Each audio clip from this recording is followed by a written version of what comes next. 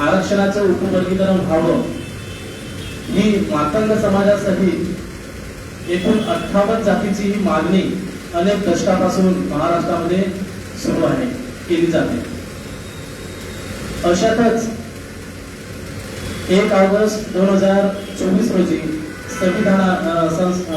Supreme कोर्टातील 7 सदस्यीय जज बेंचनी हा निर्णय दिला की अनुसूचित जातीच्या आरक्षणाचं उपवर्गीकरण होऊ शकतो, हा संवैधानिक आहे आणि तो अधिकार हा राज्यांना दिलेला आहे.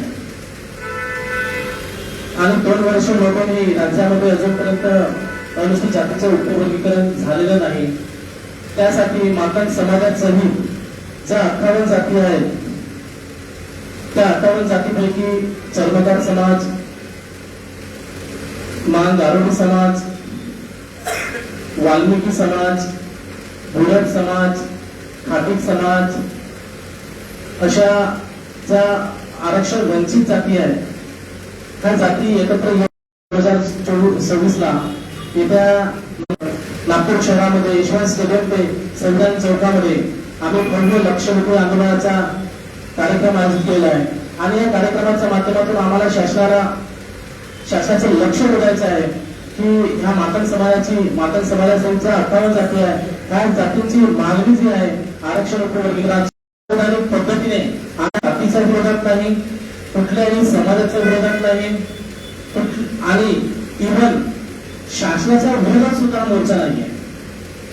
परंतु शासनाने आमची जी मागणी आहे हे लवकरात लवकर स्वीकारावी आणि आरक्षण वर्गीकरण महाराष्ट्रामध्ये लवकरात लवकर लागू करावं यासाठी त्यांचं लक्ष वेधण्यासाठी हा महामोर्चाचं आयोजन करण्यात आलेलं आहे.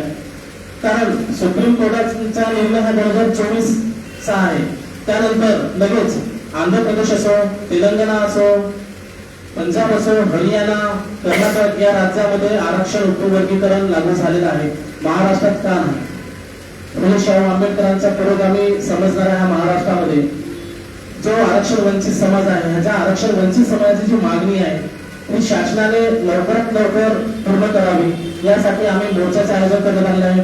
आणि या महामोर्चाला संबंधित 30 जूनला जो महामोर्चा होणार आहे त्या संबंधित पत्रकार परिषद आम्ही इथे आयोजित करण्यात आली आहे. या पत्रकार परिषदेला मान गारुडी समाजातील सन्माननीय लोंढे साहेब इथे उपस्थित आहेत. तसेच चर्मकार समाजाचे माननीय भैयासाहेब बिगाने साहेब हे लवकरच आपल्यामध्ये उपस्थित होणार आहेत. तसेच मातंग समाजातील विविध संघटना आहेत त्या विविध संघटनेचे पदाधिकारी इथे या ठिकाणी उपस्थित आहेत. लवली शक्ती सेनेचे प्रदेश सचिव सन्माननीय महेशजी बोडके साहेब या ठिकाणी उपस्थित आहेत. हिंदू दलित महासंघाचे सन्माननीय शंकररावजी वानखेडे साहेब इथे उपस्थित आहेत. त्याचप्रमाणे सामाजिक कार्यकर्ते सन्माननीय अरविंदजी डोंगरे साहेब या ठिकाणी उपस्थित आहेत. तसेच साहित्य सम्राट अण्णाभाऊ साठे प्रगतीशील बहुउद्देशीय संस्थेचे सन्माननीय राजूजी सोरगिरे साहेब इथे उपस्थित आहेत. तसेच आमचे मित्र लवली शक्ती सेनेचे युवा आघाडीचे प्रदेश उपाध्यक्ष सन्माननीय विदर्भ उपाध्यक्ष सन्माननीय सागरभाऊ जाधव इथे उपस्थित आहेत. तसेच आद्य क्रांतिगुरू वस्ताद दोन्ही कालवे ट्रस्टचे सन्माननीय विनायकजी इंगोले साहेब इथे उपस्थित आहेत. तसेच मातंग एकीकरण समितीचे सन्माननीय बुधाजी सुरकार साहेब उपस्थित आहेत. या महामोर्चाचे संयोजक म्हणून सन्माननीय रमेशजी पाडल साहेब, तसेच अण्णाभाऊ साठे स्मारक ट्रस्टचे सन्माननीय लहानूजी इंगळे साहेब, तसेच समाज बांधव अनेक समाज बांधव या ठिकाणी उपस्थित आहेत. मी सर्वांचे नाव घेऊ इच्छितो. नानाजी प्रधान साहेब आहेत, रवींद्रजी खडसे साहेब आहेत, अटवार साहेब आहेत, तिकडे मुरलीधरजी लंकान साहेब आहेत, आमचे मित्र दुर्गेशजी बावळे साहेब आहेत. तर मित्रांनो, तुम्हाला एवढंच आमचे सांगणं आहे की येत्या 30 जून रोजी जो महामोर्चा निघत आहे हा महामोर्चा कोणाचाच विरोधात नाही आहे. ही आमची संवैधानिक मागणी शासनाला आहे. म्हणून शासनाने या आमच्या मागणीकडे लक्ष द्यावं त्यासाठी हा महामोर्चाचं आयोजन करण्यात आलेलं आहे. त्यानंतर मी सन्माननीय अरविंदजी डोंगरे साहेब यांना विनंती करतो की ते या पत्रकार परिषदेला संबोधित करतील. या महामोर्चामध्ये अंदाजे आम्ही आकडा जो ठरलेला आहे हा 10,000चा आहे. 10,000 कारण ह्या महामोर्चाला नागपूर जिल्ह्यासहित विदर्भातील जे 11 जिल्ह्यात त्या 11 जिल्ह्यातील कार्यकर्ते या महामोर्चाला सहभागी होणार आहेत.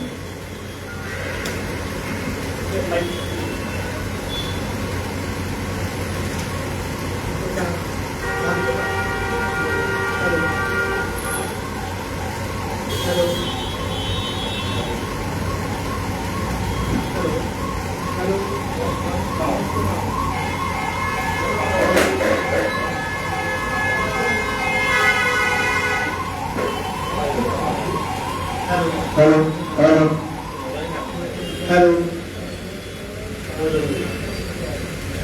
पत्रकार बंधूंनो, मला वाटतं की दुसरी वेळ आहे की आपल्यासमोर आलो आहे आपल्याला आव्हान करायला, आपल्याला विनंती करायला.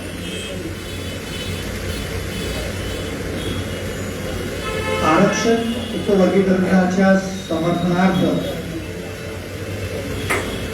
अनुसूचित जातींचा महामोर्चा हा 30 जूनला, मंगळवार दिनांक 30 जूनला निघणार आहे. 30 जून 2026ला यशवंत स्टेडियमला 10 वाजतापासून मोर्चेकरी उभा होतील आणि साधारणतः संपूर्ण असेंब्ली झाल्यानंतर तिथून यशवंत स्टेडियमहून आम्ही संविधान चौकाकडे मार्गक्रमण करू. आपल्याला जसं माहीत आहे की अंकुश बावडे सरांनी सांगितलं असलेला की सर्वोच्च न्यायालयाचा जो निर्णय आहे 1 ऑगस्ट 2024चा तो सुस्पष्ट आहे. त्यांच्या असं लक्षात आलं सर्वोच्च न्यायालयाच्या की ज्या हेतूनं डॉक्टर बाबासाहेब आंबेडकर यांनी राज्यघटनेमध्ये आरक्षणाची तरतूद केली तो हेतू पूर्णतः सफल झालेला नाही. अनुसूचित जातीमध्ये 59 जाती आहेत. या 59 जातीपैकी 1-2 जाती जर आरक्षणातून पुढे जात असेल तर आरक्षणाचा हेतू सफल होत नाही. मातंग समाजाचा आणि तत्सम ज्या वंचित जाती आहेत त्यांचेही आरक्षणाचं उपवर्गीकरण व्हावं यासाठी मागील 25 वर्षापासून आंदोलन, चळवळी, मोर्चे सुरू आहेत. खरं म्हणजे या संपूर्ण आंदोलनाला सर्वोच्च न्यायालयाच्या निर्णयाचा एक कायदेशीर आधार मिळालेला आहे. सर्वोच्च न्यायालयाने सांगितलेलं आहे की प्रत्येक राज्याला वंचित जातींना आरक्षणाचा लाभ मिळावा म्हणून आरक्षणाचं उपवर्गीकरण करता येतं. आरक्षणाचं उपवर्गीकरण हे संविधानिक आहे आणि अनुसूचित जातीमधल्या या जाती होमोजिनियस नाही आहेत. त्यांच्यामध्ये विषमता आहे, शैक्षणिक दृष्ट्या, सामाजिक दृष्ट्या, आर्थिक दृष्ट्या आणि प्रतिनिधित्व सुद्धा कमी जास्त आहे. अशा अनेक जाती आहेत की ज्यांच्याबद्दल लाभच होता नाही आरक्षणाचा. तर त्यामुळे अनुसूचित जातीमधल्या ज्या जाती आहेत त्या हेटेरोजिनियस आहेत आणि म्हणून आरक्षणाचं उपवर्गीकरण हे संवैधानिक घटनात्मक. तर एखादी बाब संविधानिक आहे किंवा नाही हे ठरवण्याचा अधिकार केवळ आणि केवळ सर्वोच्च न्यायालयाचा आहे. कारण की सर्वोच्च न्यायालय हे आपल्याला माहित आहे की राज्यघटनेचे कस्टोडियन आहे. राज्यघटनेचे कस्टोडियन असल्यानंतर तेच ठरवू शकतात की काय, कोणती बाब हे संवैधानिक आहे आणि कोणती बाब हे असंवैधानिक आहे. मित्रांनो, ज्याप्रमाणे सर्वोच्च न्यायालयाच्या निर्णयानं 5 राज्यामध्ये आरक्षणाचं उपवर्गीकरण झालं त्या ठिकाणी वंचित जातींना आता आरक्षणाचा लाभ मिळू लागलेला आहे. या राज्यामध्ये आरक्षण संपुष्टात आलेलं नाही तर त्या ठिकाणी आरक्षणाचं समन्यायी वितरण सुरू आहे आणि म्हणून आमची म्हणजे वंचित अनुसूचित जाती आरक्षण समर्थन मोर्चाची अशी मागणी आहे की महाराष्ट्र सरकारने हे आरक्षण उपवर्गीकरण तातडीनं लागू करावं. बदल समितीचा रिपोर्ट त्यांना मिळालेला आहे. त्यावर त्यांनी हरकती निवेदनं त्यासाठी राजेश अग्रवाल समिती गठीत केली होती. त्या समितीचाही कालावधी संपून गेलेला आहे. समितीकडे अनेक निवेदनं आणि हरकती आलेल्या आहेत. तर आता शासनाच्या लक्ष वेधण्यासाठी आम्ही हे जे 57-58 जाती आहेत हा 57-58 जातीचा जो अनुसूचित वंचित जातीचा जो हे संघ आहे तो या महामोर्चाचं आयोजन करते आहे आणि आपल्या सर्वांना आपल्या माध्यमातून विनंती आहे की या महामोर्चामध्ये ज्या 57-58 वंचित जाती आहेत त्या सर्व जातींचे समाज बांधव, सुशिक्षित, बेरोजगार, महिला यांनी सहभागी व्हावं अशा प्रकारचं आव्हान आपल्या माध्यमातून मी करतो आहे मोर्चाच्या वतीनं. आणि आपण या बातमीला व्यापक प्रसिद्धी द्याल, प्रिंट मीडिया आणि इलेक्ट्रॉनिक मीडिया अशी विनंती करतो आणि म्हणतो.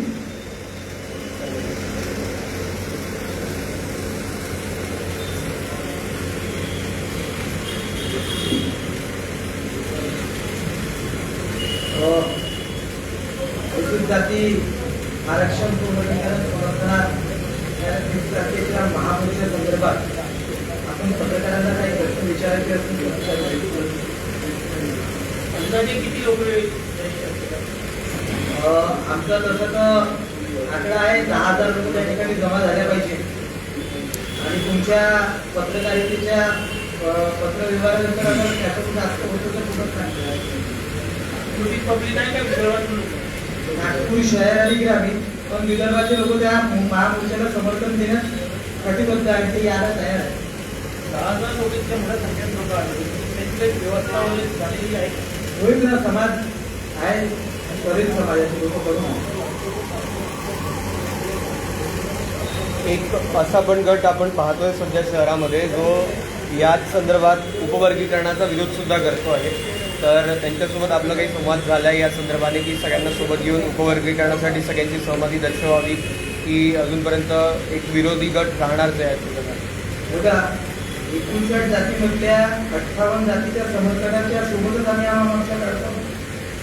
हा महापुरुषा आधी जेव्हा काढत आहे याच्यामध्ये वाल्मिकी समाज, चर्मकार समाज, आपला मानगाडोळी समाज अशा सर्व समाजाच्या समर्थनातून हा मोर्चा निघत आहे. आता डोंगरे साहेब आणि आमचे वानखेडे साहेब आपल्या बंगी समाजाच्या तिथे मीटिंग होती आमदार निवासात तिथूनच तिथे आले तर सर्व समाजाचं समर्थन आहे. मध्यंतरी याच विरोधामध्ये उपवर्गीकरणाचा एक मोर्चा सुद्धा निघाला होता. त्याच संदर्भाने मी हा प्रश्न केला तुम्हाला की एक गट असाही दिसतोय त्या गटात आपण बरोबर आहे हां की आरक्षणातून माहीत झालं का आमचं दुर्दैव आहे की आरक्षणातून जे लोक समर्थ सक्षम आणि उन्नत झालेले आहेत तेच लोक आरक्षणाचा वंचित जातींना लाभ मिळू नये म्हणून विरोध करतात. आता याला दुर्दैव म्हणू शकतो आम्ही कारण की डॉक्टर बाबासाहेबांचा हेतू जो होता तो हेतू असा होता की अस्पृश्य वंचित दबलेले अपेक्षित जे स्पर्धा करू शकत नाही त्यांच्याकडे ताकद नाही आहे अशा जातींचा विकास व्हावा म्हणून आरक्षणाची तरतूद घटनेमध्ये आहे. आता खरं म्हणजे त्यांनी विरोधकांनी सांगावं की या वंचित जातींना आरक्षणाचा लाभ मिळण्यासाठी त्यांच्याजवळ काही योजना आहेत का. त्यांच्याजवळ जर काही योजना असेल तर त्यांनी निश्चितपणे सांगावं पण असं काही ते सांगत नाही आहे. त्यांना अधिकार आहे लोकशाहीमध्ये अधिकार असतो विरोध करण्याचा आणि आम्ही सर्वोच्च न्यायालयाच्या निर्णयाचं समर्थन करतो आहोत. शासन जे कारवाई करते त्या कारवाईचं आम्ही समर्थन करतो आहोत आणि शासनाचं लक्ष यासाठी देतो आहोत की बाबा रे हे आरक्षणात उपवर्गीकरण लवकर लागू. विषय हा जातीशी मर्यादित नाही आहे. न्यायालयाने या संदर्भामध्ये निर्णय दिलेला. आता जे शासन आहे त्या शासनाने या संदर्भात पुढील कारवाई करावी हा इथे विषय आहे. या संदर्भात तुम्ही शासनाला पत्रव्यवहार केला का, काय उत्तर मिळालं, कधीपर्यंत ते या संदर्भामध्ये उपवर्गीकरण करणार? आपला प्रश्न चांगला आहे. आपल्याला मी सांगू इच्छितो की महाराष्ट्राचे सन्माननीय मुख्यमंत्री श्री देवेंद्रजी फडणवीस साहेब यांनी एकदा नव्हे दोनदा जाहीर केलेलं आहे की मी सर्वोच्च न्यायालयाच्या निर्णयामध्ये जे निकष आहेत नॉर्म्स आहेत त्यानुसार मी उपवर्गीकरण करणार आहे. तुम्हाला एक सांगायचं आहे त्या दिवशी 24 तारखेला मुंबई येथे सन्माननीय सचिन भाऊ साठे जे आमचे अण्णाभाऊ साठे आहेत त्यांचे नातू आहेत त्यांनी जो मोर्चा काढलेला होता पदयात्रा काढली होती ते पदयात्रा काढल्यानंतर तिथे आमच्या समाजाचे आमदार होते सन्माननीय अमित गोडके साहेब त्यांनी भेट दिली. त्यांनी भेट दिल्यानंतर त्या महामोर्चा संबंधित झालेली चर्चा मुख्यमंत्री साहेबांपर्यंत पोहोचवली आणि मुख्यमंत्री साहेबांनी परत स्टेटमेंट केला सकारात्मक उत्तर दिलेलं आहे की हा आरक्षण वर्गीकरणाचा जो तिढा आहे ते तुमची मागणी आहे हे लवकरात लवकर महाराष्ट्र सरकार सोडवणार आहे. असा एक प्रश्न पुढे येतोय की इम्पेरिकल डाटा या समाजाचा जो पाहिजे आहे मूळता तो नाही आहे. खरं काय नेमकं काय म्हणजे आहे का उपलब्ध? हे बरोबर नाही आहे. इम्पेरिकल डाटा गव्हर्नमेंटजवळ असतोच. त्याचं कारण असं की शैक्षणिक प्रवेश मग ते MBBS असो इंजिनिअरिंग असो वकील LLB असो कुठल्या जातीचे किती विद्यार्थी प्रवेश घेतात आहे. सरकारी नोकऱ्यामध्ये जातीनिहाय कोणत्या जातीचं कसं प्रमाण आहे, अ गटामध्ये, ब गटामध्ये, ग गटामध्ये, हे संपूर्ण इम्पिरिकल डाटा आहे. आणि वेगवेगळे आयोग जे निर्माण झाले आहेत त्या आयोगाने सुद्धा शासनाकडे इम्पिरिकल डाटा दिलेला आहे. त्यामुळे इम्पिरिकल डाटा नाही असं आपल्याला म्हणता येईल.